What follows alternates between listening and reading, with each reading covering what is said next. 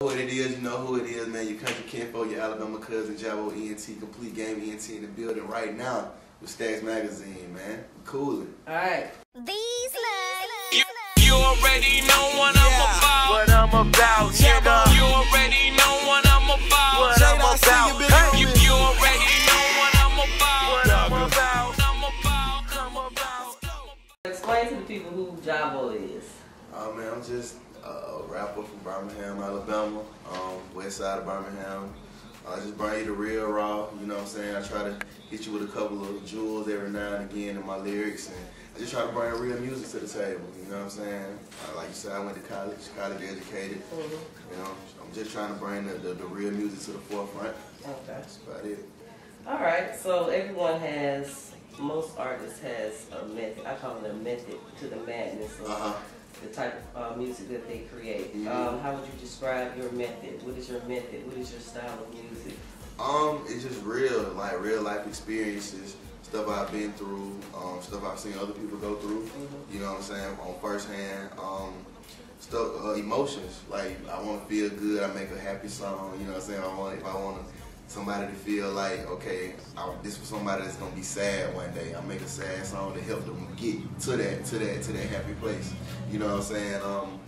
I just really drive all my stuff off of emotions and being 100% realistic with what's going on in the world. Because there's so much fairy tale stuff out here today. They need some kind of real to find weed doing fine. So. Okay. All right, with you being from Alabama, and you mentioned just kind of keeping it real and staying grounded, just me personally knowing a lot of people from Alabama, I can kind of, you know, describe you guys in a sense. And you guys have a lot of soulfulness, you know, soulfulness, which I do hear in your music as well. Yes, ma'am. And you guys stay grounded. It's family oriented. Oh yeah, definitely. I mean, cause we come from a place where, you know, people was raised by their grandparents and older. We had older people in the community, you know what I'm saying, that looked out for each other. Like it really ain't like that no more these days. You got all these young people that are parents that really ain't caring what their kids do. You know what I'm saying? They ripping and running like we knew.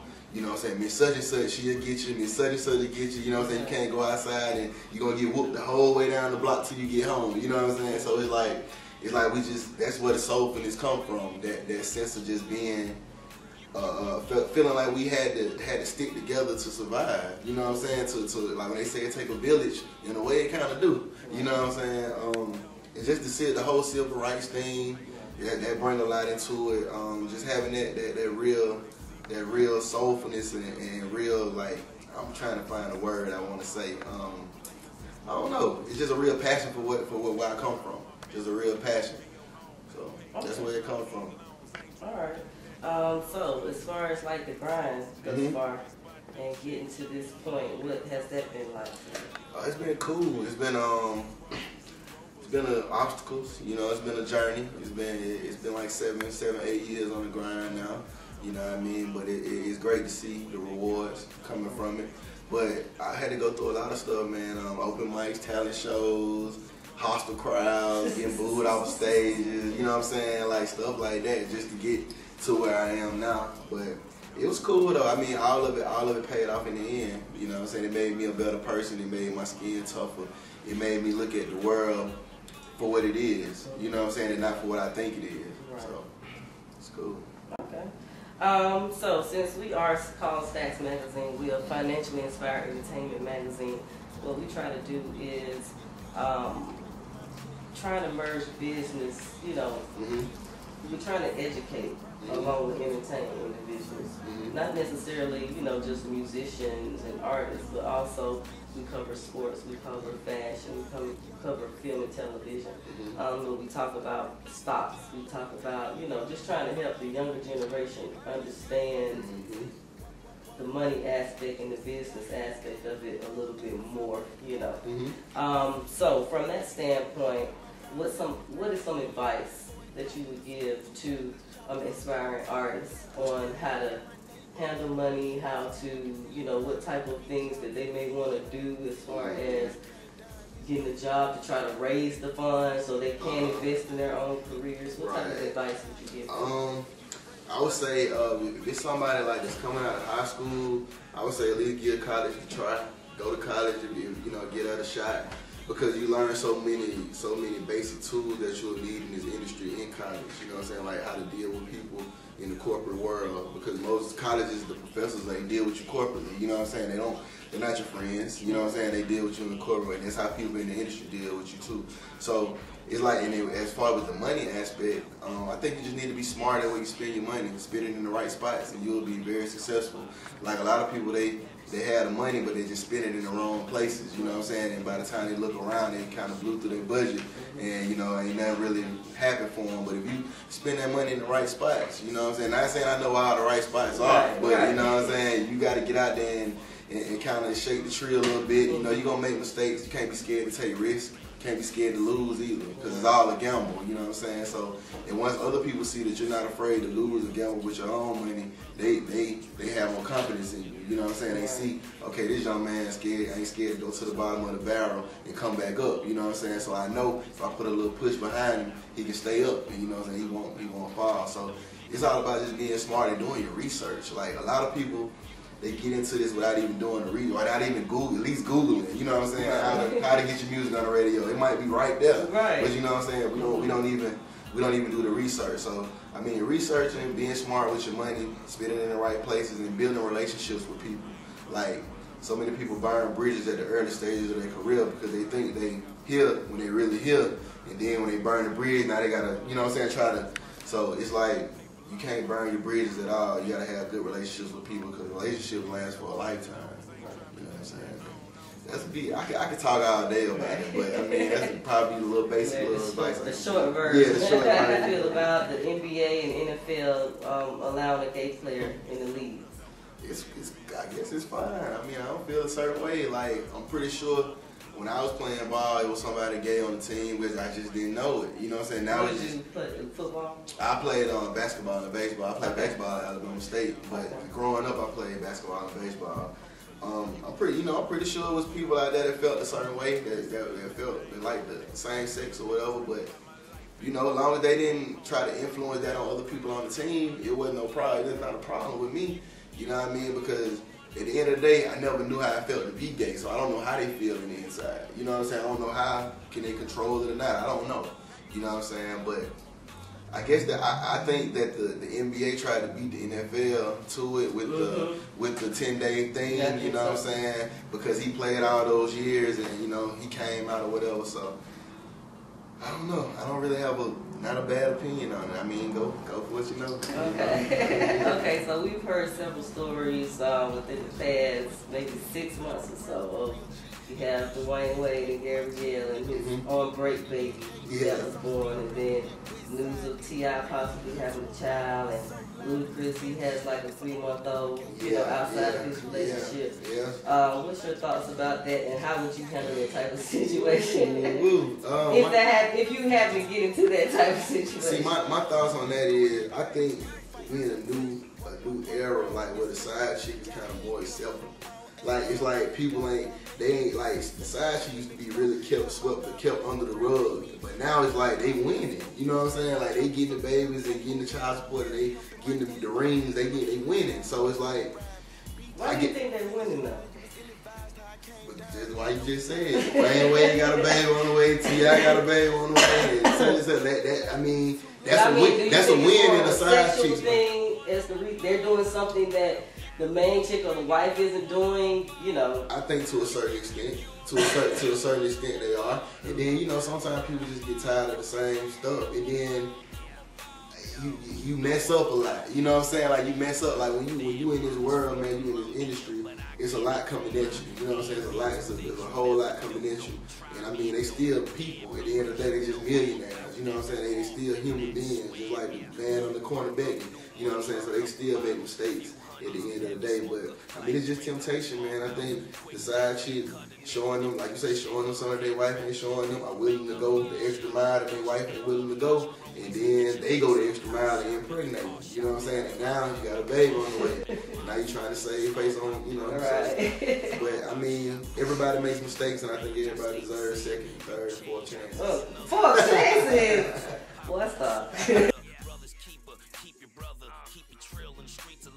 I was watching TV one day and I saw a commercial that said like Anatomy of the BMW or something like that, and I was like, whoa, I was like, that'd be a dope name. I named my album Anatomy of such something something. And I was like, Street Genius, cool, because I mean, combine the street and the intellectual aspect of it together.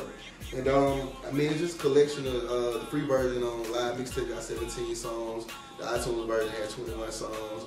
But we got Yo Gotti on there, Slim Thug, Jadakiss, Doe B, and my girl Ink from Venice Nation. We got some dope producers on there as well too. So pretty cool. So a lot of the production, the producers, I'm just looking at the names, like those are people like from Alabama or? Well, we got my guy JP did this one. He's Cleveland. I think he had Alabama ties though, but he's from Cleveland. He did a lot of stuff in the industry. We got my man Beat Champ. That's one of my in-house producers. We got EXO, which is another one of my he's became one of my in-house producers now. D Will, him and EXO are like partners on the beats. D Will's the guy who actually made what I'm about. The song with Jada and Slim. And we got Sci-Fi from Texas. We got Latoya Lucky's brother, G Luck on there. I got a beat from him. We just kind of went out and went with a lot of different producers this time. So got a variety on there. Right. So how did the collaboration with Slim Thug and Jadakiss come about? I got a record called Chunk of Form, my album with Slim Thug. When I was down there doing that record, D Will, who was engineering the session, he played me some beats, and What I'm About was one of the beats he played. So I ended up getting the beat, and I knew automatically I was going to get Slim Thug on it because we have a relationship with him anyway. Okay. You know what I'm saying? And we was really supposed to get Kurt Cobain's on the song, and you know the deadline didn't work out. I had to meet the deadline. So we ended up reaching out to Jadakiss. And Jadakiss, he heard the record and wanted to do it, and we put it together and made it happen. It happened kind of organically though. It was like real crazy. It was like it happened like within maybe 3 weeks. Like it didn't take long at all to make it happen from the start to finish. And I mean, it was just a dope experience. I got a chance to go out to Yonkers. Got a chance to fly to Yonkers and really meet and politic with Jada and them. You know, I go to Houston all the time and chill with Slim, so yeah, it was cool. You mentioned Doe B on the mixtape as well. What type of relationship did you have with him? Oh, very cool. Yeah, very cool relationship. Actually, when I was on the come up and Doe was on the come up, we used to see each other at like different little shows we was doing and stuff. Like I would be on the undercard of his shows a lot of times. And we had actually did a show 6 days before he died. We did a show together in Selma. We were just talking about doing some reviews and doing other stuff, and unfortunately that happened to him. But every time I ever been around him or been in his presence with nothing but love and respect, you know, he was a real stand-up guy, a real staple for the Alabama scene. He opened up a lot of doors for me and a lot of other people to get seen. So. Yeah. And one of the questions, I'm glad that you're from Alabama because I had the concern, like I was a music major, so I kind of grew up in that whole environment when I was down in Montgomery. And one thing I've noticed over the years that Alabama artists, they're only peaking to a certain level and can't get past that, whatever it is. It's almost like a dark cloud or a stocking punch. Right. What do you think that, you know, where's that coming from? Is it just not having enough opportunities or with certain type of people to connect with and network with in that state, you know, to help these guys kind of branch out more? Right. I think it got to do with, like you say, the connections. And I mean, to me, I love my city, I love Alabama, but I think we're a following kind of state. Like we follow what the next state doing, what this state doing, and we don't really shed light on our own like we're supposed to. You know what I'm saying? Like everybody else, they update like Nelly St. Louis was behind Nelly 3,000%. You know what I'm saying? Like we don't do our artists like that. We have Dirty Boys, we got Rich Boys, we got different artists that could have reached like way bigger heights than they got to. But you know, I just feel like we look at what the next state doing and we kind of follow the trends in a way. And, you know, I just think it's gonna take some new blood getting into on the scene, you know what I'm saying, on the radio scene, in the club scene, on the DJ scene to really make a change for it. Like some of my peers, you know what I'm saying, when they start really being in positions where they can make real stuff happen because they listen to genuine, real music, you know what I'm saying, they ain't just following this because it's hot this week or following that because it's hot that week. So when we get that together, I understand I think that the unity thing, it has to be there. The foundation has to be strong enough. Of course, but we just need somebody that that really has a solid voice to spearhead it, you know what I'm saying? And not saying I'm that person, but we need somebody to spearhead it for real, you know what I mean? And make everything come together and really shed the light on that, because it's talented people there, like, it's real talented people there, so. Oh, you was gone, but that's way back and I ain't known that. I made meals rapping about my life and repping where my home at. You already know what I'm about. There you have it, nigga.